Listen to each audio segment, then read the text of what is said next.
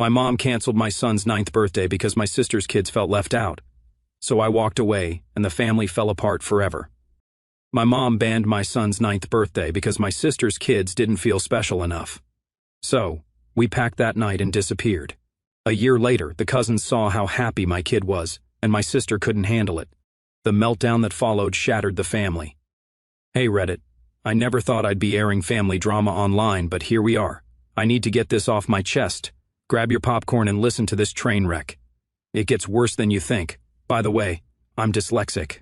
Sorry if I stumble through some words. Bear with me, please.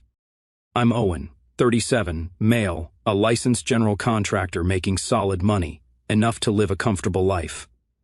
Here's the thing about being the family workhorse. Nobody notices you're carrying all the weight until you just stop, and by then they're too busy blaming you.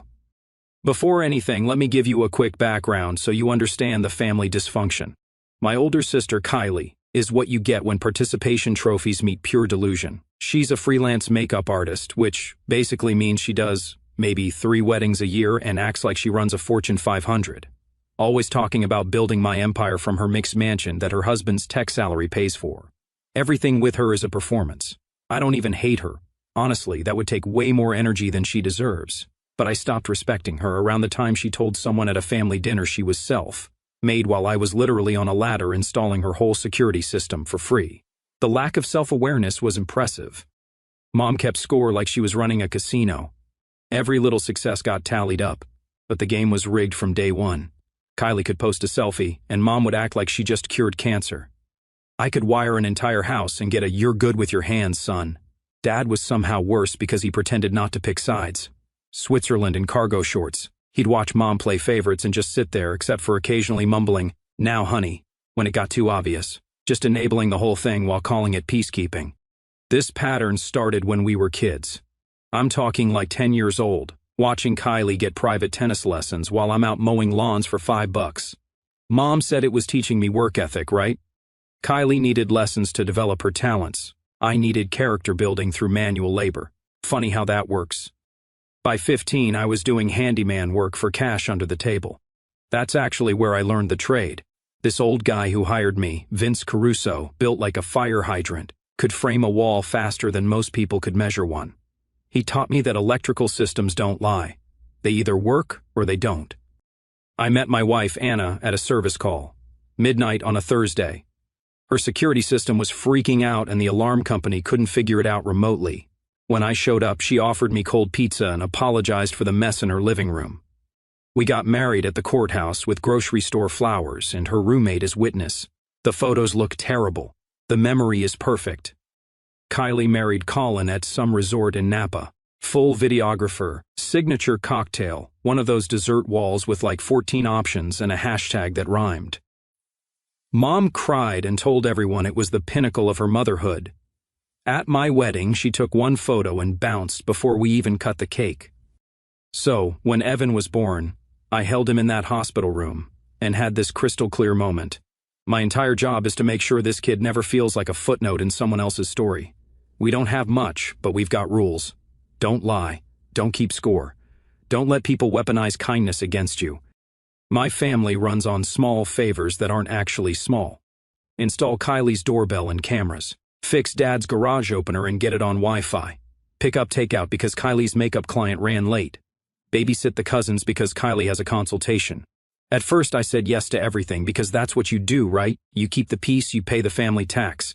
But the tax kept going up and I never got a receipt. So I started tracking it to have proof that I wasn't crazy about how lopsided this whole thing was.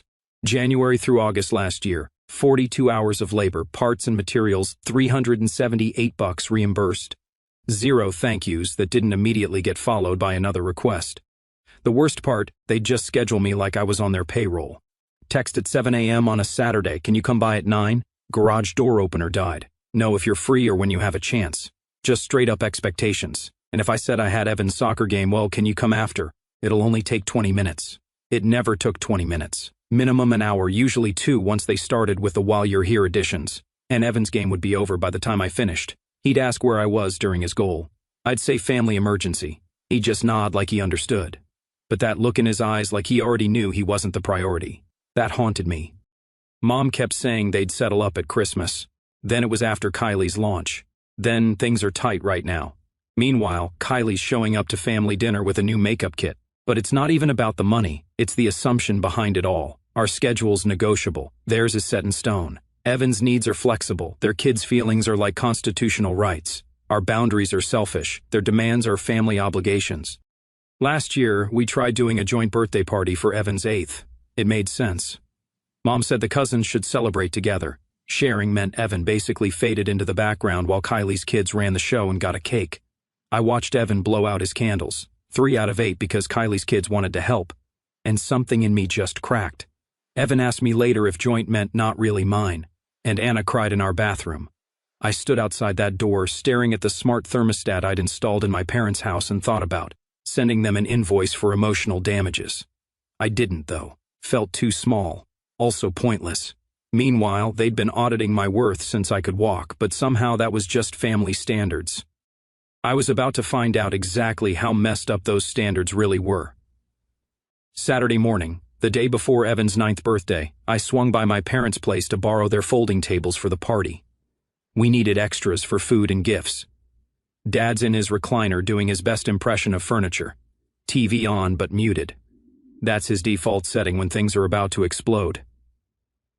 Mom's in the kitchen making coffee. The air's got that pre-fight tension where everyone knows what's coming. Kylie's there too, sitting at the counter scrolling through emails. She glances up when I walk in, does this weird smirk thing, and goes right back to her phone. Mom sets a mug down hard enough to make her point clear. We need to talk about tomorrow. I just wait.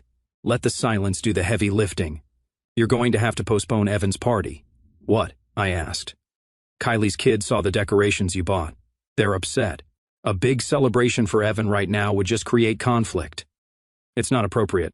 The words land like someone threw a brick through a window. It's 5 kids, hot dogs, and a cake from Costco, I say, voice completely flat. We're not booking out Disneyland here. Kylie jumps in without even looking up from her phone. It's not about the party, Owen. It's about being sensitive. My kids are going through a lot right now. They don't need to feel less than. Less than what? I ask. A 9-year-old's birthday party. They're dealing with the separation, Kylie says, finally looking up. Colin moved out 2 weeks ago. The kids are devastated. And here you are planning this big celebration like nothing's wrong. I blink at her. So my kid doesn't get a birthday because your marriage fell apart. Her face goes red. That's not what I said. That's exactly what you said. Mom does her guilt trip voice. If you insist on going forward with this selfishly, then don't bring him here afterward. We won't reward that kind of behavior. Reward what behavior? I ask. Celebrating my son, causing unnecessary pain to your nieces and nephews. Mom says, family comes first, Owen. Sometimes that means making sacrifices. I've been sacrificing for this family my entire life, I say. Evan hasn't. He's 9. He gets a party. Dad clears his throat and sits there like a decorative plant, completely useless. Something clicks in my brain right then. Not anger. Recognition. I see the whole pattern laid out like a blueprint. My kid's happiness is somehow a threat to their whole ecosystem. The math is completely messed up and always has been. Okay, I say super calm. I hear you. I leave the tables right where they are and walk out. Don't slam the door. The silence says plenty. In the truck, I just sit there for 5 minutes with my hands on the wheel. My phone buzzes. Kylie, don't be dramatic. We can celebrate him next month. I turn the phone off. That night, I'm sitting at our kitchen table with Anna. Evan's asleep. They said no to the party, I tell her. She puts down her phone. What do you mean no? Kylie's kids saw the decorations. Mom said if we do it anyway, we're cut off. No visits, no family contact. Anna goes quiet for a long time. Then, what do you want to do? I want to throw my kid his party, I say, and I want to stop negotiating for the basic right to celebrate my own son. Then let's do that. The messages start at 9:40 p.m. Dad first. Let's think this through. Kylie next. Don't make everything so difficult, okay? Then Mom, if you proceed with this party, do not bring Evan to our home again. We cannot support your disrespect. I screenshot everything, create a folder labeled evidence. Turn my phone off. Anna and I sit in our kitchen and I feel something I haven't felt in years. Clarity. Sunday morning. Evan wakes up yelling about being 9 and wearing his favorite shirt inside out because he's too excited to check. We frost the cake together. At 8:52 a.m. Mom calls. I let it ring. 9:15 Kylie. 9:30 Dad. The call log looks like a hostage situation, but I'm too busy tying balloons to a fence post to give a single care. Time to throw my son a party and watch my family completely lose it. We set up at the community park near our apartment. Reserved the pavilion for $60. Hung a banner that said Evan's 9th in letters he'd colored himself. Brought a cooler full of drinks, hot dogs on a portable grill, and that Costco cake. Kids start rolling in around 11 a.m. Kylie must have seen the park name on the please reply text chain Colin was still on because they walked in like they owned the place. Shy hellos that turn into total chaos within like 10 minutes. Soccer in the grass, tag around the trees, that specific brand of joyful screaming. Normal kid activities. At 11:20, I see them at the entrance. Mom walks in first, Kylie behind her, Colin trailing along with their kids, looking like he'd rather be literally anywhere else. It was Colin's custody weekend, and Kylie Volin told him to come for the kids. Dad brings up the rear doing his Switzerland routine. Uninvited, uninformed, completely undeterred. Evan runs over and grabs my hand, his palms sticky with frosting. I squeeze back. Mom surveys the setup like she's a health inspector. The paper plates, the gas station cooler, the homemade decorations. Her face does that thing where she's disappointed but trying to look concerned instead. "Owen," she says, voice carrying across the whole pavilion. "We warned you about the consequences. This is Evan's party," I say, calm as still water. Kylie steps forward with her phone up. "Look, I'm not trying to cause drama here, but this is incredibly selfish. My kids have been crying all morning, Owen, because you had to prove a point." "I'm celebrating my son's birthday," I say. "That's not a point." Mom tries the guilt angle, her signature move, "After everything we've sacrificed for you." "Sacrificed what?" I ask. She blinks like I just asked her to solve calculus on the spot. "We raised you. We gave you opportunities. You gave Kylie opportunities. You gave me chores. Don't mix things." One of Evan's friend's moms is watching this whole thing go down. Soccer mom type with a minivan and sensible shoes. She catches my eye and mouths, "You okay?" I nod. She positions herself between Mom and the kids. Kylie jumps in. "Oh my God. Are you seriously playing the victim card at a children's birthday party?" "I'm playing the host card," I say, "at my son's party that you weren't invited to." Colin clears his throat. "Hey man, can we let's be adults about this?" "I am being an adult," I say. "I planned a party for my kid. You guys showed up uninvited and tried to make it about yourselves. Clear. Who needs to act like adults?" Mom's eyes widened. "How dare you speak to us this way?" Dad tries to step in. "Son, maybe we should all just take a breath." "Don't son me," I say. "You sat there for 37 years watching this happen and said nothing. You don't get to play mediator now." The kids have all stopped playing, just standing there in awkward silence, watching adults absolutely ruin a perfectly good Saturday. I hate that, but I also know this needs to happen. I crouch down to Evan. "You okay, buddy?" He nods. "You want them to stay?" He looks at his cousins, then at Kylie, then back at me. "I just want everyone to have fun." Smart answer, diplomatic. He's 9 and already better at this than any of us. I stand back up, look right at my mother. "You can stay and behave like guests, or you can leave." "You're giving us an ultimatum?" she asks, voice shaking with that manufactured hurt. "I'm stating boundaries. If that feels like an ultimatum, that says way more about you than me." Kylie tries to storm closer, but Colin catches her arm. She yanks free. "You know what? Fine. Enjoy your little party. When your son asks why he doesn't have a relationship with his grandparents, you can explain how your ego was more important than family." When he asks, I say, "I'll show him the screenshots of you threatening to cut him off if I celebrated his birthday. I'll let him decide who actually valued family." Her face goes completely red. Mom looks like someone just slapped her. Dad's just staring at his shoes. I turn to the kids. "Who wants hot dogs?" The pavilion fills with enthusiastic yelling. Mom's standing there frozen. Then she snaps. "If you walk away from us like this, don't come back ever. We won't be disrespected in front of children. We won't be blackmailed in front of them either," I say. Kylie films herself walking toward the exit, probably already drafting the victim post in her head. "You'll regret this," she says over her shoulder. "I regret wasting 42 hours of labor on your whole house automation," I say. "This actually feels pretty good." Kylie storms off first. Mom and Dad follow in a huff. Colin hangs back long enough to tell the kids they can stay, then slips out. We eat hot dogs. Somebody spills lemonade. Somebody scores a goal and does a backflip. Life just reboots like nothing happened. When the last kid leaves, Anna leans against me. "I'm proud of you." I exhale for what feels like the first time all day. Colin shows up like an hour later to get his kids. Kylie left without them. He apologizes. Says the separation is getting messier. Says Kylie's been spiraling since he moved out. He laughs. Sad laugh. Then he says something that sticks with me. She kept telling me you owed her for being family, for existing, like you were the jerk for wanting to get paid for skilled labor. I started actually doing the math on what she was spending versus what she was bringing in, and nothing added up. You're better off, I say. So is my bank account, he says. And my blood pressure. That night, I started thinking. I knew we couldn't stay in this apartment that's only 15 minutes from their house. Not where they could just show up whenever they felt entitled to.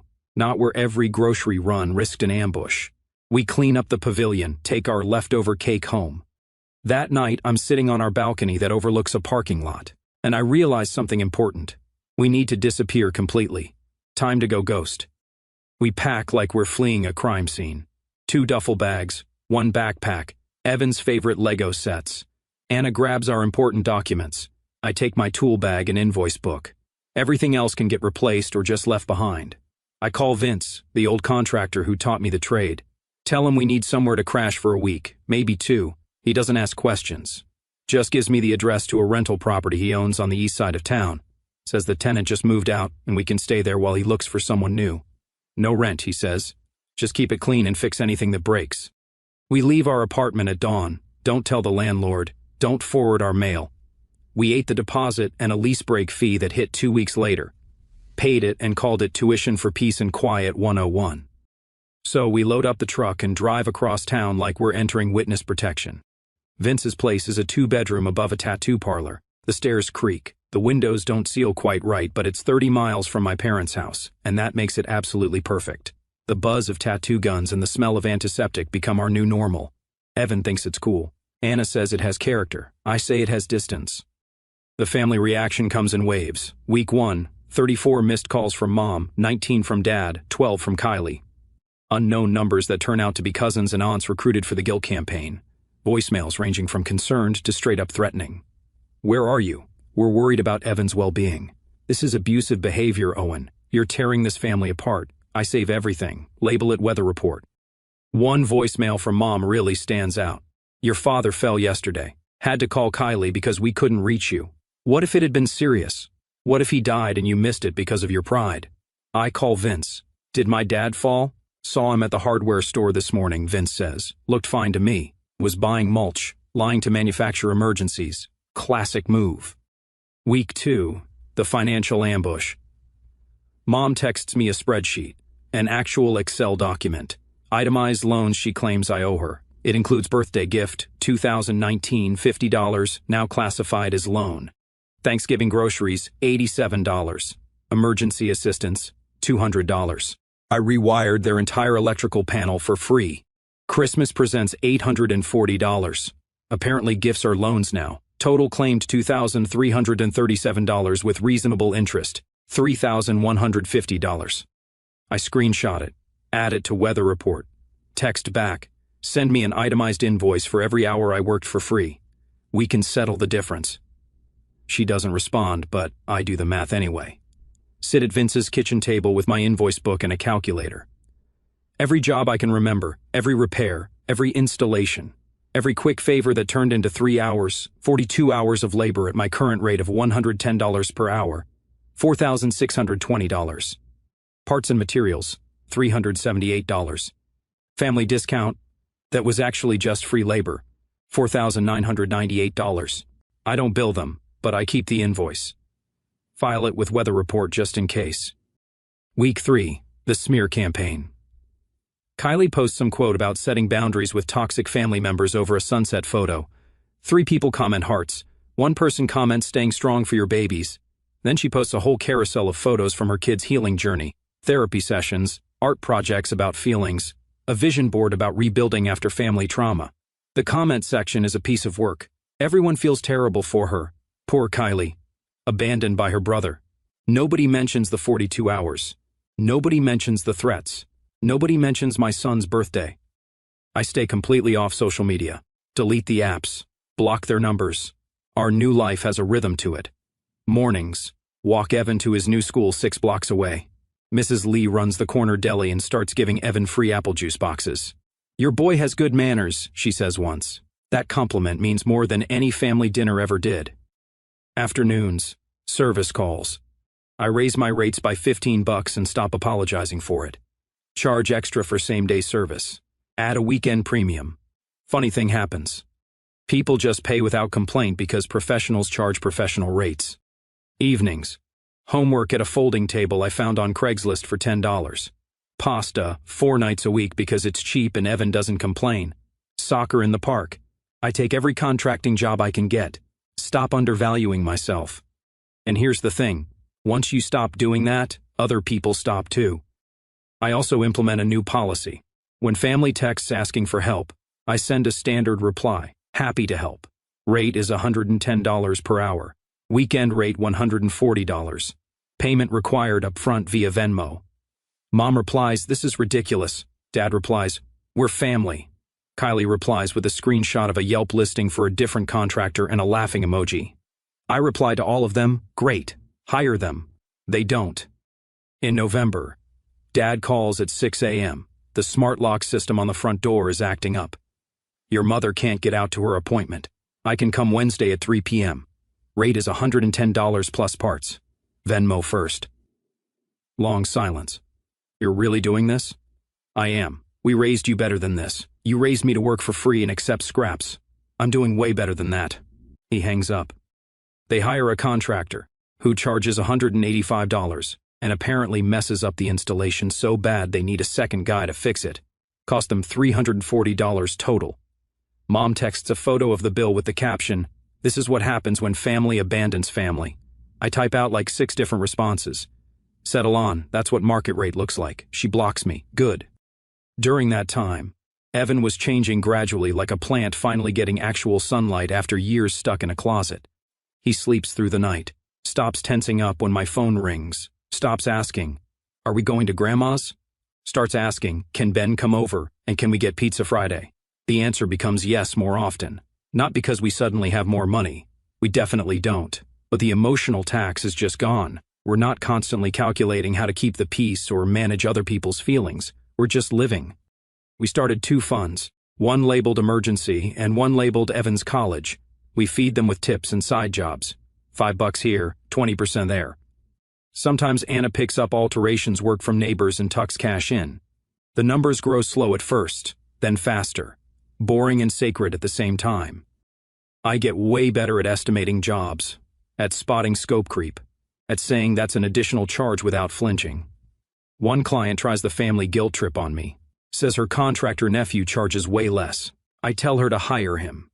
She calls back 2 days later, pays my rate without negotiating. Word spreads. I'm the guy who shows up on time, fixes things right the first time, and doesn't lie about timelines or costs. Business picks up. Not everything's easy, though. February, the truck needs transmission work. $1,240. We're sitting in the mechanic, waiting room, get the quote. And I feel that old panic rising, but Anna squeezes my hand and says, we'll figure it out. We dip into the emergency fund, eat ramen for 2 weeks, skip the movies. Evan asks if we're poor. We're careful, I say. He thinks about it. Careful sounds smarter. Anyway, in March, I run into Kylie at Target. She's in the cosmetics aisle loading up her cart with makeup even though she hasn't had a booking in weeks. She sees me. Does this fake surprised face? Oh my God, Owen, I didn't know you shopped here. Where else would I shop, I ask. I just mean never mind. She looks at my cart. Work boots, zip ties, batteries. Still doing the handyman thing? Still doing the part-time makeup thing? I ask back. Her face goes nuclear. I'm building a business. I'm building a life. One has income. She looks like she wants to throw a basket at my head. Instead, she says, you know, Mom had a health scare last month. Nobody could reach you because I blocked everyone. What if it had been serious? Then I would have found out at the funeral, I say, along with everyone else who wasn't on the approved list. She stares at me like I just grew a second head. You've changed. No, I say. I just stopped pretending the cost was worth it. She walks away without her baskets. I buy my boots and head home. The texts keep coming, though, from different numbers. Different tactics every time. Testing for weak points. From Mom, your father's turning 65. From Dad, we miss Evan. This isn't fair to him. From Kylie, when are you going to stop being petty? I respond to exactly none of them. Complete radio silence. Total blackout. Here's what they don't get. I'm not making a point. I'm not waiting for an apology. I'm just done. Not mad, not hurt, just done. Like a book I closed. Summer comes. We take Evan to the community pool every Saturday. $3 admission, pack our own snacks, sunscreen from the dollar store. He learns to dive off the board. Anna reads books in a lawn chair. I float on my back and think about absolutely nothing. It feels like winning. In August, Evan's school counselor calls. My stomach drops until she says, I wanted to tell you Evan's emotional regulation has improved dramatically. Whatever you're doing at home, it's working. I'm sitting in my truck outside a job site and I just feel relief. We barely talk to my parents. They send holiday cards, Thanksgiving, Christmas, Easter. Each one has a passive-aggressive subtext about forgiveness and second chances and how family should come first. We decline with one sentence each time, thanks. We have other plans. They send photos of matching pajamas and coordinated table settings. We wear mismatched socks and eat pizza straight from the box. And Evan falls asleep between us. One night in October, Anna asks, do you miss them? I actually think about it. Really think. I miss the idea of them, I say. The version I kept hoping they'd turn into, but the real them? No. I don't miss being the help. I don't miss wondering when the next ambush is coming. A whole year rolls by. Quiet. No explosions. Just the slow accumulation of better days. Then Evan turns 10. 2 weeks before Evan's 10th birthday, he asks the question I've been waiting for. Can I invite my cousins to the party? You can invite anyone you want, I say. They might not come. He writes their names down anyway. Right after Ben and Aiden and Paige, draws tiny soccer balls next to each one. We plan the same setup, same park pavilion. Plus, I rent an inflatable obstacle course from a company whose van I helped with an electrical issue when the driver's inverter died. He gives me $100 off and throws in a bubble machine. Community karma, he says. Party day, 100 p.m. The pavilion fills up with kids and noise. I set up the obstacle course and it's an immediate hit. Kids screaming, laughing, wiping out on the inflatable walls and bouncing right back up for more. At 1:11, Kylie shows up with her kids. No mom, no dad. The kids look uncertain for like 8 seconds, then see the obstacle course and forget to be strategic. Evan hands his cousin a juice box. You can go first if you want. The cousin smiles. Cool, you go first. It's your birthday. 10 minutes later, I hear Evan's parties are actually fun from one cousin to another. Kylie catches it, goes stiff, then snaps loud enough for nearby parents to hear. Must be nice having endless attention. One tear, quick turn, and she speedwalks to the parking lot. Mom chases her. The kids keep playing like nothing happened. It could have been this simple, the whole time. But then at 1:47, Mom and Dad walk in late, cautious, dressed like they're going to a funeral. They stand at the edge watching the chaos like anthropologists. Mom approaches me. Can we talk? Not now, I say. We're busy. 5 minutes. No. She blinks. Excuse me. You're not the main character here, I say. Evan is. Either join the party or leave. Those are your options. She looks like I just slapped her. Dad takes her arm. Come on, let's just enjoy the party, hun. They sit at a picnic table. Don't really interact much. Take a few photos. Leave after cake without saying goodbye. At 2:30, Kylie corners me by the cooler, arms crossed, doing that fake concerned look. So, this is your revenge, she says. Excluding family from your son's milestone. I didn't exclude anyone, I say. I invited Evan's cousins. They came. You're here. That's inclusion. Mom and Dad are hurt. Mom and Dad threatened to cut off contact with my son if I celebrated his birthday last year. They can sit with that discomfort. You're never going to let that go, are you? Why would I? They meant it. I adjusted accordingly. She tries a different angle. What do you want from us? Nothing, I say. That's the whole point. I don't want your version of family. I'm good. You're bitter. Nope. I'm free. That night, my phone blows up. Messages ranging from passive-aggressive to openly hostile. I dropped a stitched screenshot to the family thread, the threats about canceling Evan's 9th, then muted it. No replies after that. You humiliated your mother. You're destroying this family. We'll never forgive you. Don't bother coming to the funeral. I read them all. Save them to Weather Report. Go to bed. 2 days later, Vince Caruso calls. You busy? Depends. Got a job for you. Big one. Corporate client, office building downtown. Full security and automation overhaul. They're looking for a reliable contractor. I recommended you because you do good work and don't mess people over, he says. Also, because I'm retiring and need someone to take over my commercial clients. The job pays $18,000. The client's a law firm, respectable, established. the kind of place that doesn't haggle on invoices. I start the following Monday, 20 months in. Here's what happened to everyone who said I'd regret walking away. Kylie's marriage completely falls apart. Turns out when you lose your free tech support and contractor, you start looking for a replacement. Kylie apparently decided that should be Colin. Started demanding he handle everything I used to do. Install smart home equipment, fix appliances, run Ethernet cables. Colin's a software engineer, not a contractor. Every project goes sideways. Every failure turns into a fight. She tells everyone she's focusing on her business. Meanwhile, Colin files for divorce, citing irreconcilable differences and financial infidelity. Turns out, Kylie's been hiding debt, a lot of debt. Credit cards maxed out for makeup supplies she never even used. A studio space she rented for 6 months. That was literally just a spare bedroom in someone's house. Professional photography sessions for a portfolio that got her 0 bookings. The whole makeup artist dream was funded entirely by borrowed money and Colin's paycheck. When he gets access to the accounts during discovery, he finds $38,000 in hidden debt. The house goes up for sale. Kylie moves into a condo and immediately starts telling people she's simplifying to focus on artistry. Translation, couldn't afford the mortgage anymore. Her business dries up too. Brides talk. When your marriage implodes publicly and your own brother won't speak to you, people start wondering what you did. Nobody wants drama on their wedding day. One bride tells her bridal party coordinator, who tells her photographer, who tells a makeup artist friend, who posts in a wedding vendor Facebook group. Anyone else have issues with Kylie? She seemed really off at my trial, very distracted, kept checking her phone, made comments about her ex-husband. I don't want that energy on my wedding day. 43 people see that post. In the wedding industry, that's basically a death sentence. Her bookings dropped from 2 a month to 1 every 3 months. She tries to pivot to teaching makeup classes at the community center, gets 3 students, loses 2 after the first session. I find out because she texts me at 2 a.m. on a Wednesday, clearly emotional and not thinking straight. This is your fault. You turned everyone against me. You poisoned the whole family.